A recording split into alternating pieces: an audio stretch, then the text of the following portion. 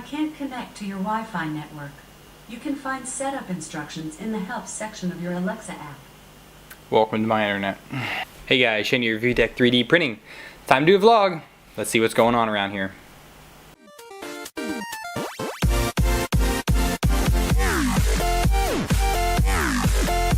So hey guys, welcome back.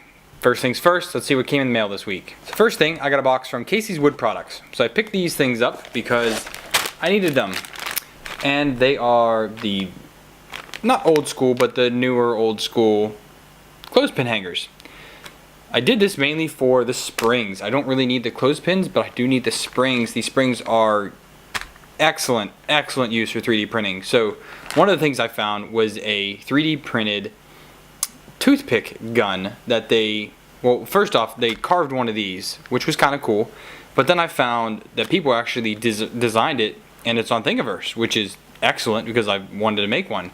So I wanted to do that. I needed these springs for that. But another thing you can use these springs for are for the clamps that you can clamp on anything. It's kind of like the universal clamps. I have a couple of them here on the FT5. And you can use those, but on the end of it is 3D printed the 3 loops, which a GoPro mounts right into. So you can just mount your GoPro to that, stick it on anything, and bam, you're filming. And I'm going to try that with a couple different setups that I have here, a few things, and maybe help with a couple angles on my time lapses of other ways I want to do, because right now I don't have a great 20/20 mount for my GoPro, and I'm hoping that, you know, long story short, these will help me get to a better solution. So we'll see how it goes. We all know the white box, we all know the tape.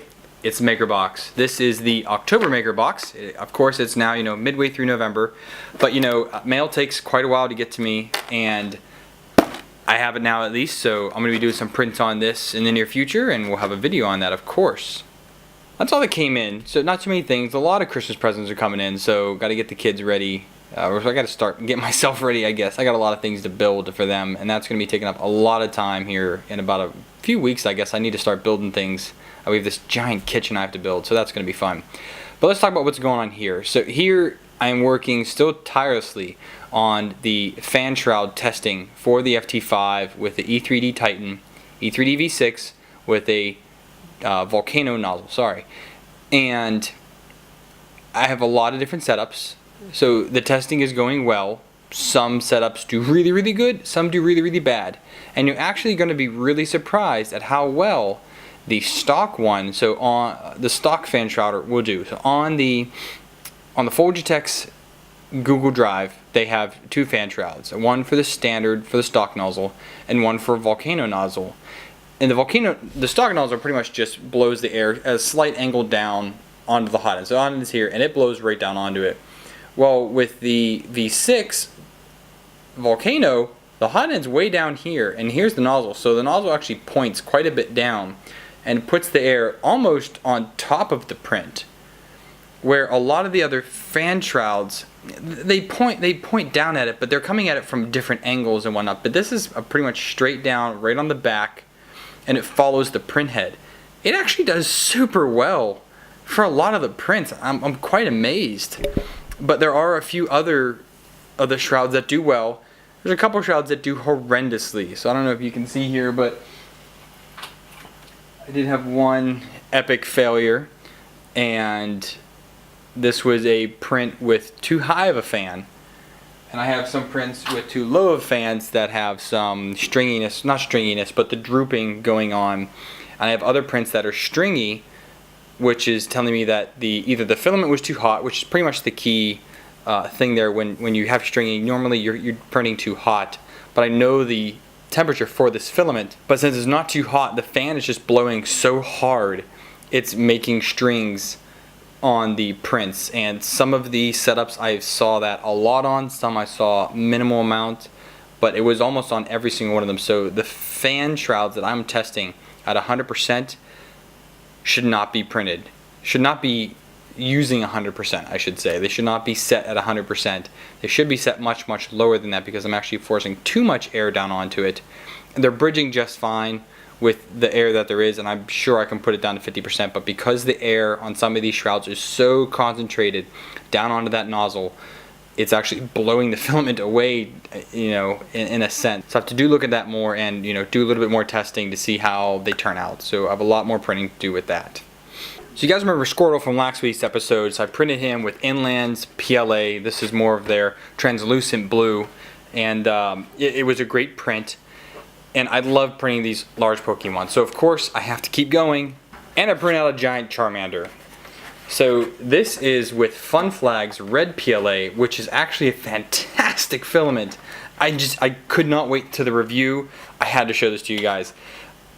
I had a few little bit of, I'm not sure, I think it was a tiny bit of layer shift in the printer because I did print this at full speed, so it actually printed extremely well. There's also a big difference here. So this is still super light, so it's 0% infill, but this one is 3 perimeters, so it is much more, it's much more sturdier. You can hear there, and now here. This is 2 perimeters. I mean, this is almost like a drum, you know, the canvas or whatever it is stretched across the drum. This is so much more sturdy. It's really good, and it doesn't actually use that much more filament to do one more loop through. But you're gonna see a full review on this filament in my Fun Flag review, which should be coming up soon. I have 2 rolls to print with. This is the first one I'm using, but I couldn't wait to show you. You know, this is just an awesome giant Charmander. So let's see what else is going on. So you guys noticed that between this vlog and the last one, which I announced the 300 subscriber winner, I didn't have any other videos come up. So because I've been printing so much and doing time lapses, and because my internet is so crappy here, I have not been able to upload any other videos yet, and I'm recording this in hopes that I will have internet again in a day or 2, but we'll see. So I'll post this, and then shortly after that I will have 1 to 2 more reviews being posted shortly after that, just because I want to get them out. I have the HD glass, that's the Toner Plastics HD glass, is complete, and I want to publish that. I just have to finish editing it. The Fun Flag, I'm still filming right now, so once I finish doing all that, I'll have that published. I have the maker box. I want to do that kind of in a more timely fashion. I try to do them like a week or 2 after I get them, but I really need to do them like the week I get them, just because I need to get the content out there. It's pretty dated, and I just need to try to prioritize a little bit more on what prints I'm doing when. Again, I'm only using 2 machines right now, so that's another story we'll go into. So right now I only have the FT5 and the G-Tech working. As you know, the D-Force Mini, which is now way up on the shelf over here, is offline. I'm waiting for parts to come in. They still have not come in. I probably won't get them for another week or 2. So once that comes in, I can test them all out, make sure it works, and then I can go into part 3 of the build log, which I'm looking forward to, and some other people are, to see how it works and whatnot, because this kit is, from what someone commented, it actually is a fairly unique design for them, which is good to see. But I would love to have working parts. So once those parts come in, I will be filming part 3. And with the cube down here, it is giving me nothing but issues now with me trying to do this filament swap. So I've been talking to some people online through YouTube and other means, and the left side, they said, didn't work for the filament swap. So try the filament swap on the right side. Tried that, still didn't work, and it's probably because my card is at 0%. The chip on there is at 0% and not 100%, or it has to be less than 3. You know, they say less than 3. Anyways, it's not working. So I'm pretty bummed about that. But I did just see in the 3D printing group that a guy actually ripped off all of the housing on it, all the plastic housing, 3D printed himself a new case, a new like side controller case for it, put an MKS in there, put a full, I think it was a full graphic LCD in there. I have to go back to the group and see which one he used, and that was it. You know, and at the base of that printer, of course, it's a rep wrap printer. So it's basically an i3 once you take off all the housing and all the gloriousness to it. That might actually be the road I'm going to have to go, because the cost alone for the printer is worth the parts. It does print really well. No matter what anyone says, it does print well. I have fantastic prints on it. And actually, I meant to show you guys, so let me show you what some prints came off of it were of. Okay, so the first ones I'm going to show you are these pumpkin heads. And I'll put a link down below to where you can print these at. And I printed these out for Halloween, obviously. And they go together. Just put the heads together and they twist together like that. So there are 9 designs of these, and I just blew these up. I believe this was 400%. This basically filled the build plate on the Cube 3.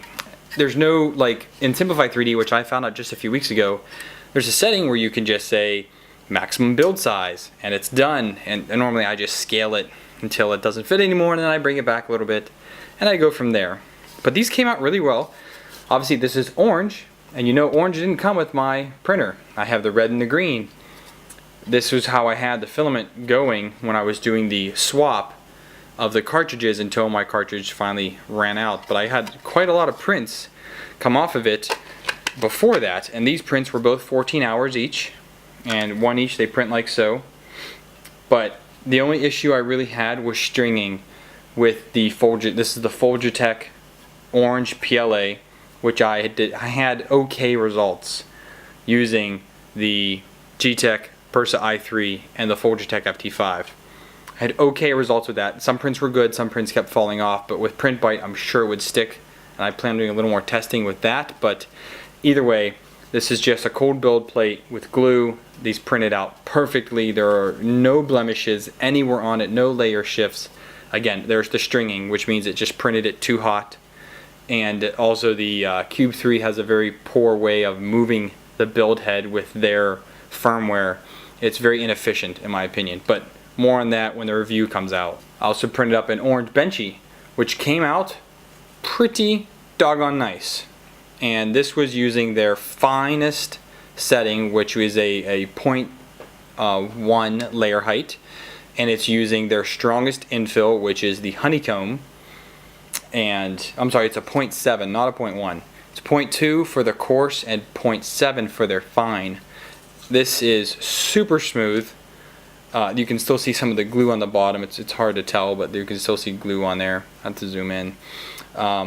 There was some drooping because the cooling, the active cooling on the print head is not fantastic, to say, on the Cube 3. So when you get some of these overhangs here on the very top of the doorways and the very top of the window, there was a slight bit of drooping, and across the front window that's straight across there was a little bit of drooping there. So let me zoom in so you can see these. So you see, as I said, there is the stringing a little bit. I didn't actually, the pumpkins I hit with the hot air gun, and that took away most of it. This one I did not treat at all. I just kind of stuck my finger in here and broke them down. But you can see right at the top there's a little bit of drooping there. On the window a little bit on this door, and the square, if you can see right there, it's just a little bit of drooping, probably like the first 1 or 2 times across. Other than that, it caught it. The deck is perfect, you can't see through it, completely filled in. The sides, like I said, super smooth. The portholes are flat on top. A little bit, I mean, a little bit of drooping up there as well. They're really hard to see. I have to do like this here to try and so you can see that they're not quite circular, but just the top a little bit drooping. The wheel came out great. That was always a point of issue that a lot of people look into, a way to tell, but it printed this really, really well. Again, stringing, but really well. This is a normal size Benchy. So that Benchy was actually a 200% Benchy. This is a normal size Benchy using the green PLA that comes with the Cube 3. The sides came out well, had a little bit of layer shifting down here, a little bit you see down, it's just a little bad there. And the top had some drooping or inconsistencies. So I actually don't think it printed this hot enough because there's also a blob here that kind of happened as it was going across. So I'm unsure. It just, again, the cooling is not great, and matched with their own filament, it just didn't do the bridging at all here. It's just totally jacked up. And again, all the tops you can see that was there. There's a pretty bad seam in the front. It's really hard to tell. You can in person. It's really hard to tell, but there's a good seam there, so I was not able to change that setting, of course, but that's how it was. The bucket here in the back was good. The little spout is okay. The wheel is really nice in there. That came out really well. Again, the sides from basically here up are, I mean, amazingly smooth. This again was printed at their 0.7 with their honeycomb infill, and you know, the roof also is actually pretty fantastic. You can't even see a lot of those layers. It's just nice and smooth. But again, more on that in the full review, but I kind of wanted to share a little bit of the prints that come off of this thing. So let's see what else is new. Fidgets. I found the world of fidgets, and it's amazing. So I actually printed out two, one for me and a buddy at work. Actually, I left them at work, so I don't have them with me here. But I printed out the triangle, the three-sided ones that have the 608 ZZ bearings. I believe 608 ZZ bearings in there, which are skateboard bearings, and has printed caps on each one, and you can just give that thing a spin and it goes for a while. They're actually really fun. So I think I'm going to do maybe a video just on different fidget things that they have out there. There's a cube was created via Kickstarter, which got like umpteen $1 million, which was crazy. Good for them. And they created this fidget block, you know, a 6-sided cube with all these different things that you can do on a wheel, a switch, like the worry stone, like depression type thing. And that was a great success. Well, someone took that design and 3D printed it. Not the exact design, but the same concept, a 6-sided die, we'll call it, the cube, and each side has a different fidgety thing on it, and you print the cube itself, and then you print the other pieces which snap right into it. It's a great thing. I would love to try and print that, so I probably will try and do that one day, hopefully soon, but a couple other things here on the plate that need to get taken care of first. But fidgets are a lot of fun. I don't know if you guys have printed any, but if you have, I'd love to see the designs you're printing, or if you're making your own, I'd love to try them out. Let me know what you think about them. So that's pretty much it. I mean, I need to get back to printing. I've got to finish up a couple of these reviews, get the maker box rolling, and just get back to general testing of all things 3D.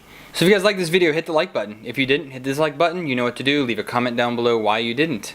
If you want to subscribe to my channel, there's a button down below for that, and there's a little bell that you can hit, and you'll receive an email anytime I upload a video, and you'll be one of the first ones to know that new content is available. If you want to help me out via Patreon, I would greatly appreciate it. Send me $1 or $2. It goes to help making the channel great. I also have affiliate links down below for Amazon and Maker Geeks. So if you have that Christmas shopping coming up, hit up those links, help out the channel. I appreciate everything you do for me and everyone that watches. You guys are great. As always, happy printing.